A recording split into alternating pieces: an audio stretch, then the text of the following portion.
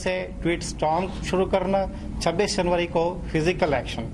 इसी डॉक्यूमेंट के दूसरे भाग में भारत के सांस्कृतिक धरोहर जैसे योग और चाय को हानि पहुंचाना और भारतीय दूतावास को टारगेट करने जैसे कार्य उल्लिखित है।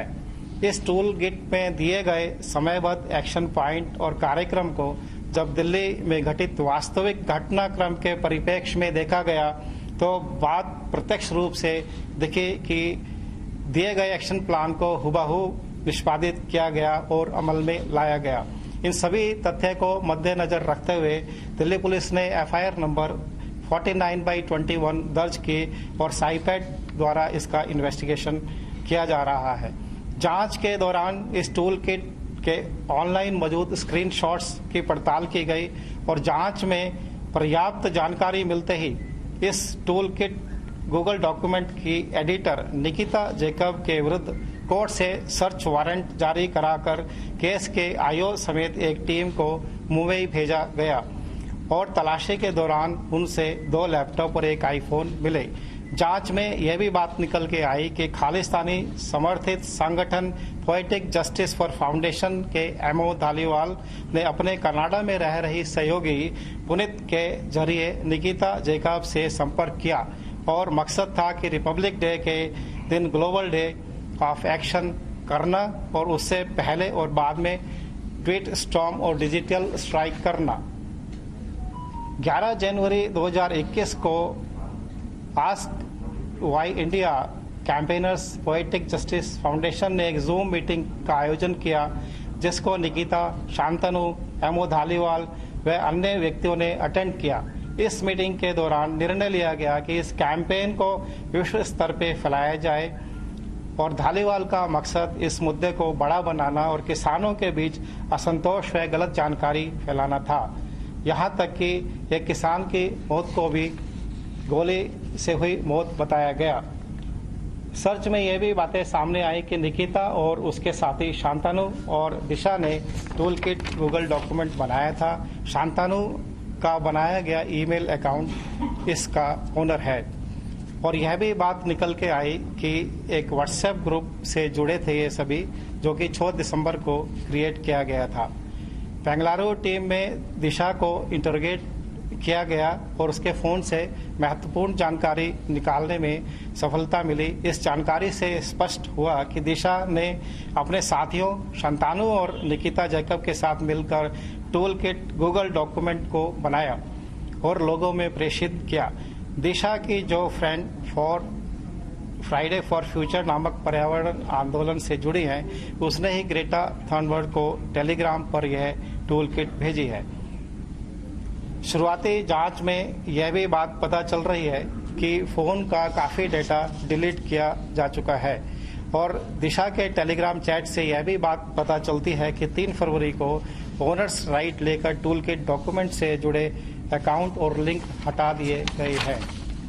इन तथ्यों के आधार पर दिशा को 13 फरवरी को बेंगलुरु से उनकी माता और लोकल थाने के एसएचओ की मौजूदगी में गिरफ्तार किया गया। घर वालों और उनके वकील अभिषेक शेखरी को यह बताया गया कि अभियुक्त को दिल्ली ले जाया जा रहा है। वह दिल्ली लाकर प्रोसीजर के मुताबिक उनका मेडिकल कराया गया और कोर्ट में पेश किया गया। कोर्ट में अभियुक्त पक्ष को रखने के लिए वकील मौजूद थे और यह बात कोर्ट के ऑर्डर में भी अंकित है। निकिता जैकब और शांतनु के लिए क्योंकि वे नहीं मिल पा रहे हैं और NPW जो है वो इशू कराए गए हैं और बाकी इन्वेस्टिगेशन अभी प्रोग्रेस में है।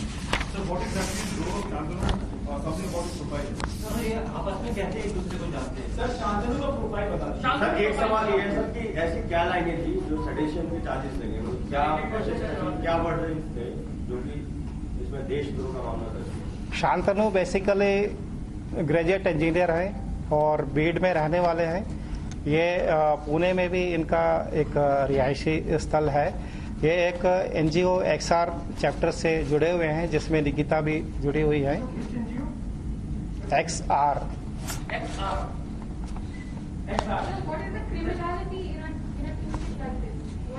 toolkit is already studied with the document released by the Poetic Justice Foundation and it is Khalistani NGO based.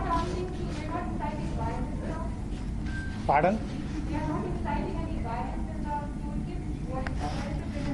The organization which is already behind this toolkit is a banned organization. Sir, इस investigation का एक बड़ा part Canada में है, विदेशों में. उसके लिए दिल्ली पुलिस अब क्या कोशिशें करेगी उससे पूछताछ के लिए, नोटिस जारी करने के लिए, क्योंकि आप धालीवाल का नाम ले रहे हैं. जो प्रोसीजर के मुताबिक हमें पावर्स अवेलेबल है उनका इस्तेमाल किया जाएगा इनको इस केस में तफ्तीश ज्वाइन कराने के लिए. दिशा और ये निकिता और शांतनु ये तीनों आपस में कैसे एक दूसरे को जानते थे? ग्रेटा थनबर्ग को ये क्यों चुना था कि अचानक वो मछलियां बन के ट्वीट कर देती है? इसके पीछे की कॉन्स्पिरेसी क्या थी? मकसद ये था कि टूल किट को इतना प्रोपेगेट किया जाए वर्ल्ड वाइड कि जो हमारी एम्बेसीज बाहर इंडिया से एम्बेसीज जो बाहर है उनके खिलाफ भी प्रदर्शन हो और जो इंडिया का जो इमेज है उसको टार्निश किया जाए. और इसलिए जो भी बड़े जैसे इनकी फॉलोइंग ज़्यादा है उनको इसमें रोप इन किया गया.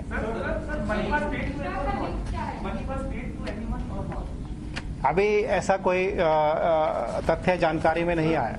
Sir, a question. Sir, there is a person called Peter Frederick. His name has cropped up for his alleged links with Khalistani extremists. So, who is Peter Frederick and how is he associated with this mistake? Peter Frederick एक ऐसे व्यक्ति हैं जिन्होंने इस plan को बनाया है कि ये हैशटैग किस तरह से रन करने हैं, इसमें किसको टैग करना है और किस प्रकार से इसको आगे बढ़ाया जाए. Sir, does he have links with Khalistani outfits? Because one is based out of US is someone who is in touch with Peter Frederick. इसमें मेरे साथ डीसीपी मनीषी चंद्रा हैं, वे कुछ प्रकाश डालें.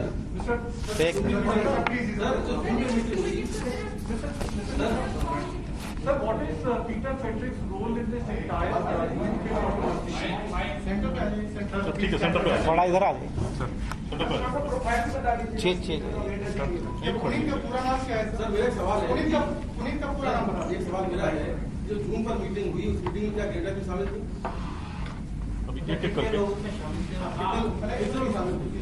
See, we can answer one by one. Your query was about? First one, Peter Frederick. Right. Who is Peter Frederick? How is he associated with this toolkit? And does he have links with radical elements based out of US who propagate Khalistan? See, if you see the toolkit document, it's a very carefully crafted document, right? So, what hashtag is to be made to trend on a particular day? What action is to be taken? Who is to be tagged? And who is to be followed?